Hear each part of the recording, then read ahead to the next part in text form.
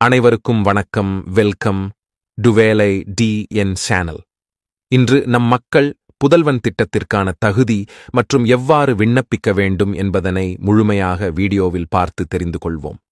தமிழக முதல்வர் அவர்களால் அறிமுகம் செய்யப்பட்டுள்ள சிறப்பான திட்டம் மக்கள் புதல்வன் திட்டத்தை பற்றி பார்ப்போம்.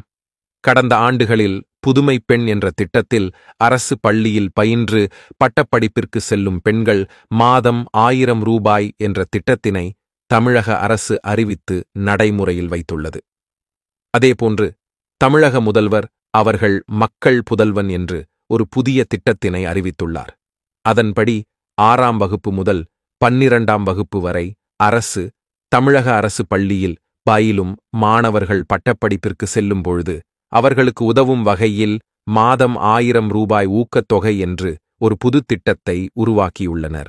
திட்டத்தின்படி அரசு பள்ளியில் பயின்றுள்ள மாணவர்கள் மாதம் 1000 ரூபாய் வங்கி கணக்கில் பெறுவர்.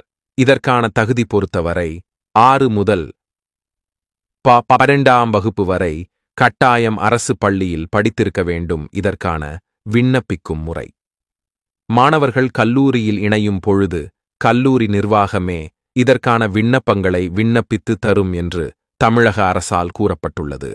ஆகையினால் விண்ணப்பம் முற்றிலும் கல்லூரி வழியாகவே விண்ணப்பிக்க முடியும். இதுவரை இணையதள வாயிலாக விண்ணப்பிக்கும் முறை அறிமுகப்படுத்தவில்லை. ஆகையினால் மாணவர்கள் சம்பந்தப்பட்ட கல்லூரியில் சேர்வதற்கு முன் இதற்கான படிவத்தை பெற்றுக்கொண்டு கல்லூரியில் விண்ணப்பிக்க வேண்டும் என்று தெரிவிக்கப்பட்டுள்ளது.